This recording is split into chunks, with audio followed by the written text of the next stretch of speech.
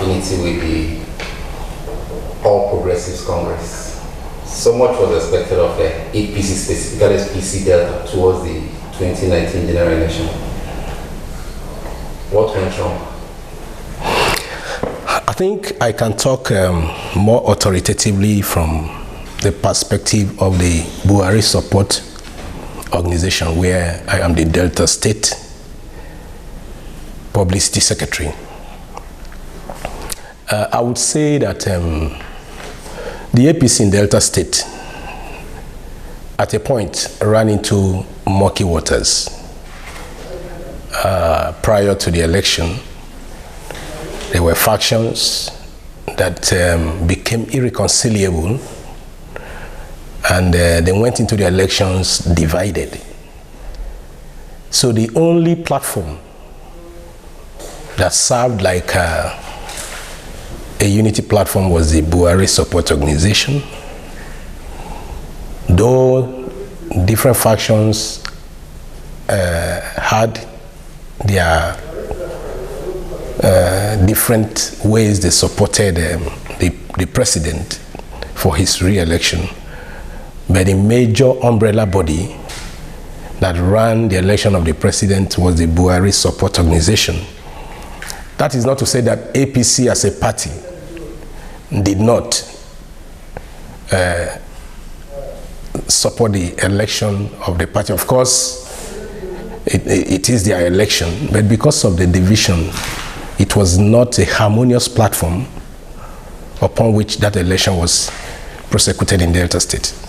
So that was where the BSO came in.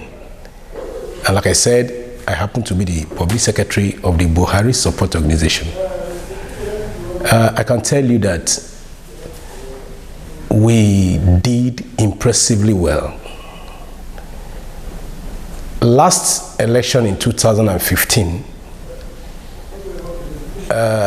President Muhammadu Buhari polled less than 50,000 votes in Delta State, while the sitting president, then Jonathan, polled over 1 million votes. But in 2015, the case was different. The APC, the president polled over 221,000 votes. That is over 500% increase, improvement from the previous election. So I can tell you that tremendous work campaign was done. You can attest to the fact that when the president was here for his campaign in Warri, it was a watershed. The state was shut down. If not that this state is a PDP state, the stronghold here is PDP, I can tell you that this state would have been delivered to Buhari, because the popularity was there, the people were vigorously mobilized, BSO was everywhere, APC, even with the fragmentations, did absolutely well. And I can tell you that APC in Delta State, if they put their acts together as they are beginning to do now, 2023 will be looking very favorably towards APC. Is that to the effort of APC or the Buhari factor? Both. You know, prior to the 2019 elections, so many bigwigs defected to the APC. The likes of the now Deputy Senate President, who was elected into the Senate on the platform of the Labour Party. Of course, the governorship candidate of the APC, Chief Great Ogboru, former Speaker of the Delta State House of Assembly, Right Honorable Engineer Victor Sorokwu, former Deputy National Chairman of the PDP, Dr. Cairo Ojogbo, And of course, former member House of Reps, Doris Ubo, and then later on, the wife of the former national chairman of the PDP, Dr. Chief Marian Namakali. They all came into the APC in Delta State. So APC became very thick, formidable, if not for the disunity in the party in the state. I tell you, APC was up for take in 2019. Yes, PDP has been a dominant force in the state, and I can tell you that there were jitters everywhere.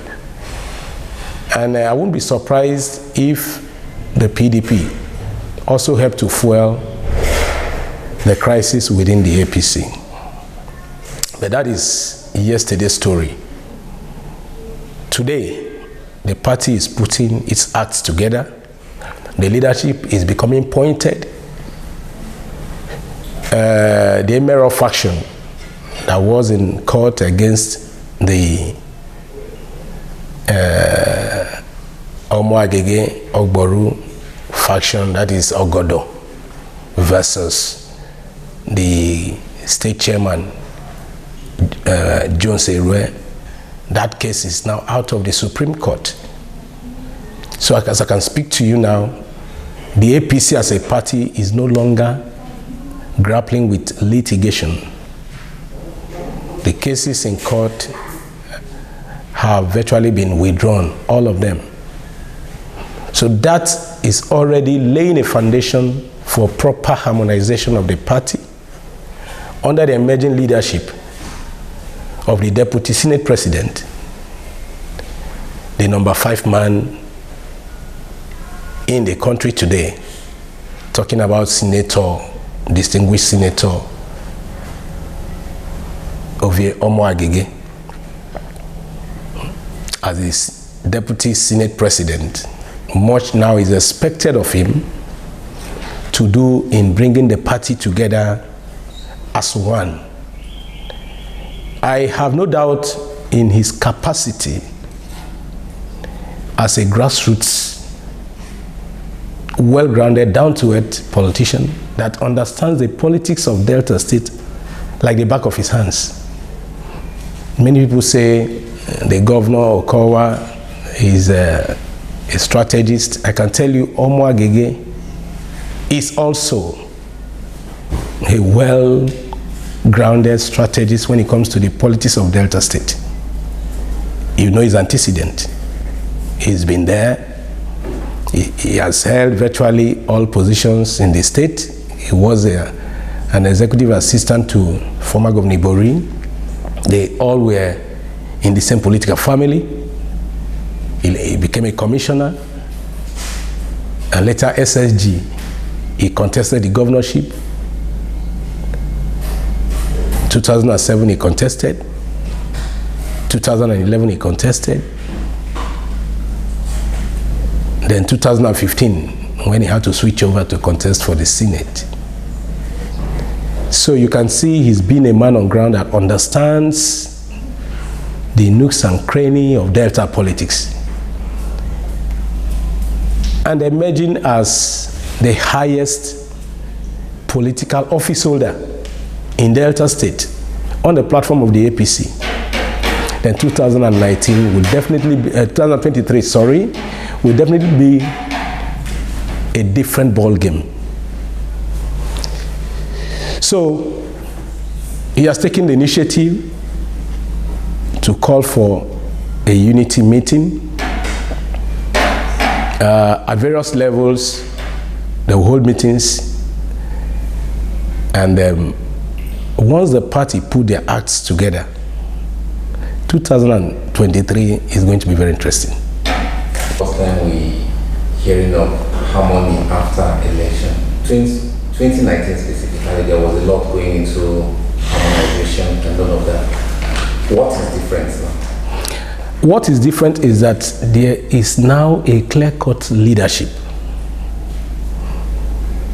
In 2015, the leadership would have revolved around the minister, Dr. Ibekachukwu, who at that pedestal of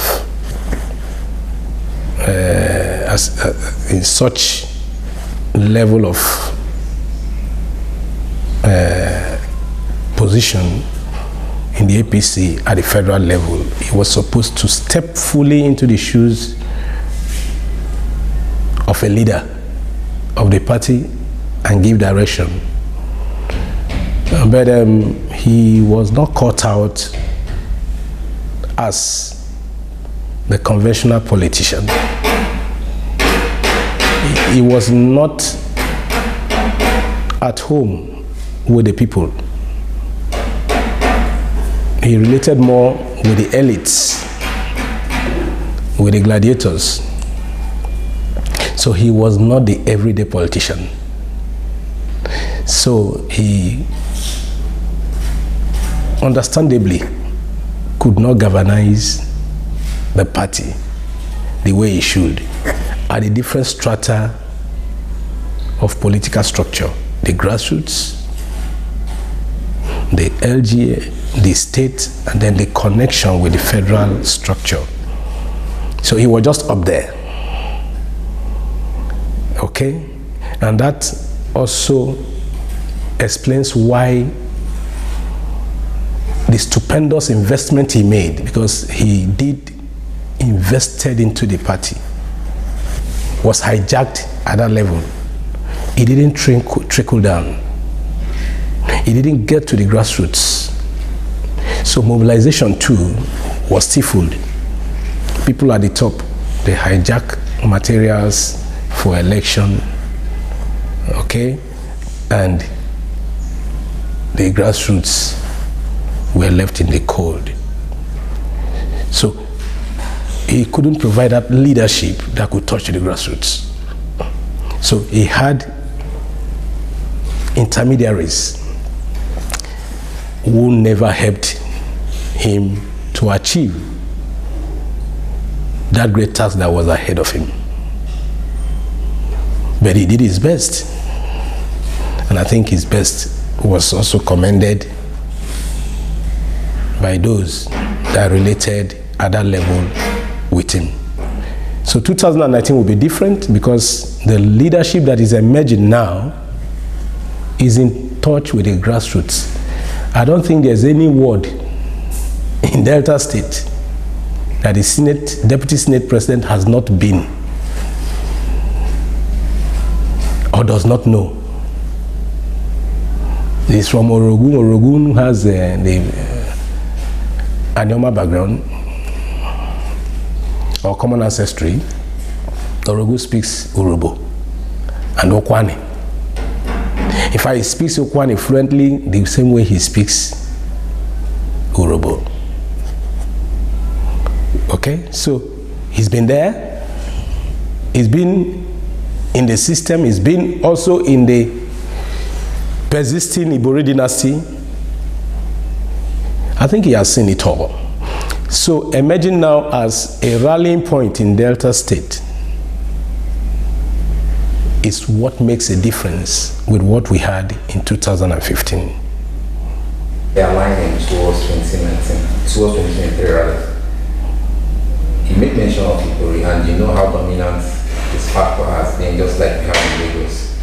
Would you say it is a leeway track for the APC, considering the alignment and the strategies being outlined so far? Yeah, any politician in Delta State that undermines Chief James Onanefi Ibori, two-time governor of the state, those that love him call him Odigbo Igbo. Any person that undermines him does so at his own peril. But be that as it may, power is likely to shift to central. And again, Chief Ibori is from central. But I'll tell you what will go for the APC. The deputy state president is also from the central. And the minister designate, and I know he's going to be a substantive minister, talking about Olorogun,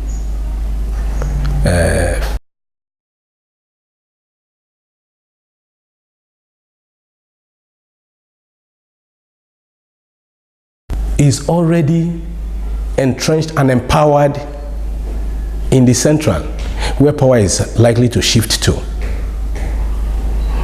And again, politics is dynamic. It's give and take. Omo Agege, I see him more like a scion of the Ibori dynasty. It's just that water must always find its level.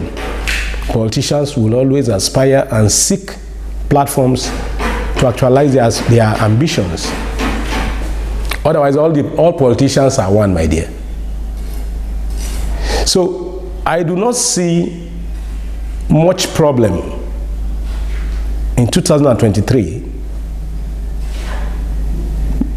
between Chief James Ibori and, unquote, his political son that has now emerged the deputy senate president come 2023. The only caveat would be what becomes the political interest or the factor of Chief Grade Oveje Ogboru. What will he be looking for in 2023? Will he still want to vie for the governorship? Of course, if he does, that will change the color and permutation of 2023. But if he decides to say, okay, let's show up support for someone else from Central, then I can tell you that very interesting and very favorable towards the APC.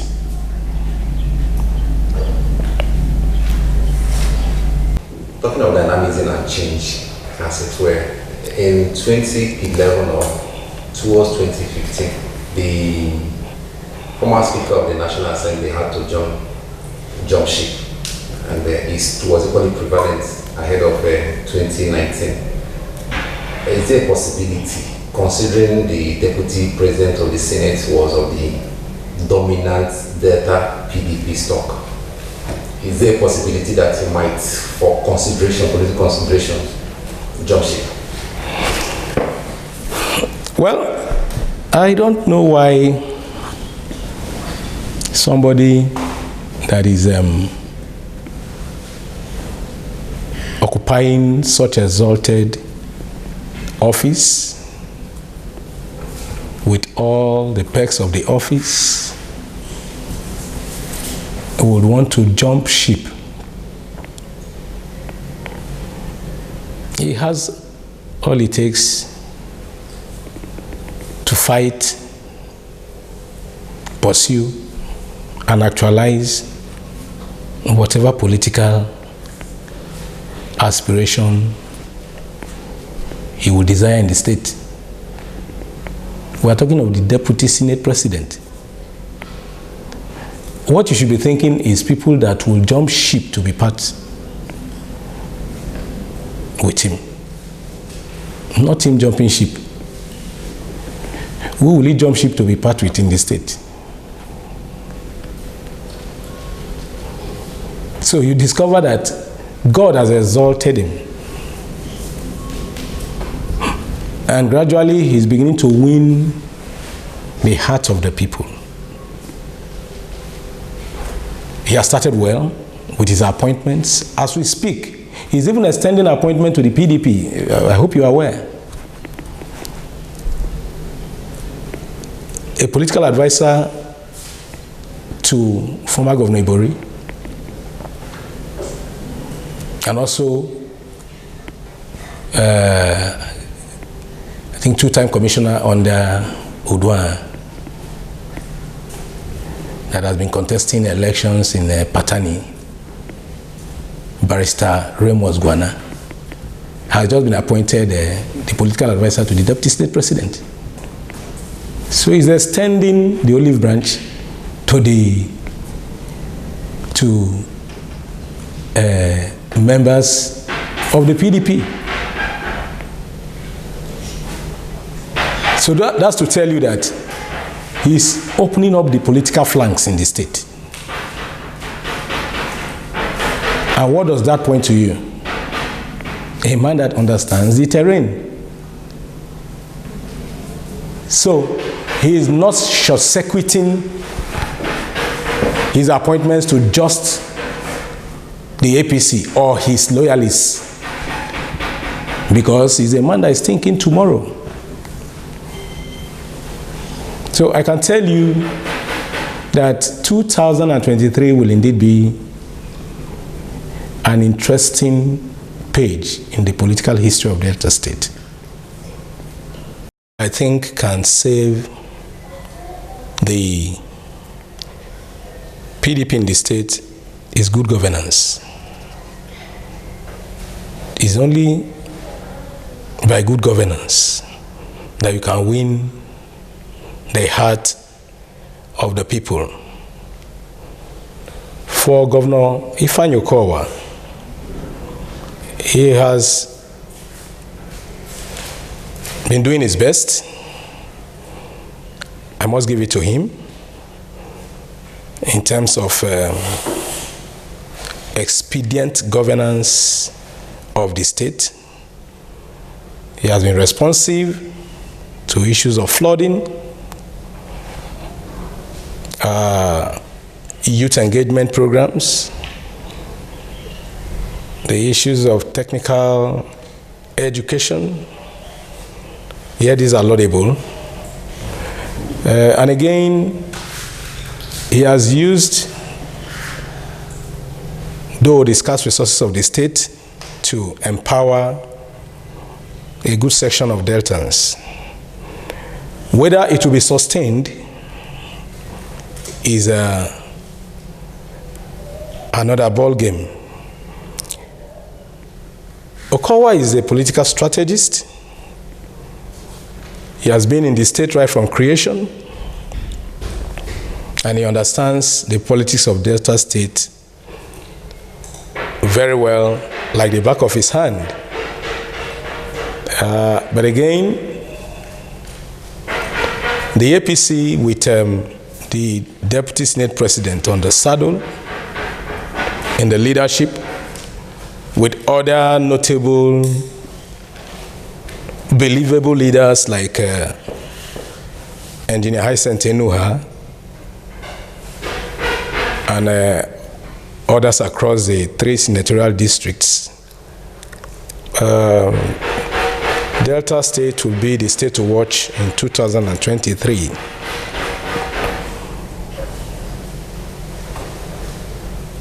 Talking about the developments, politics is a very dynamic game.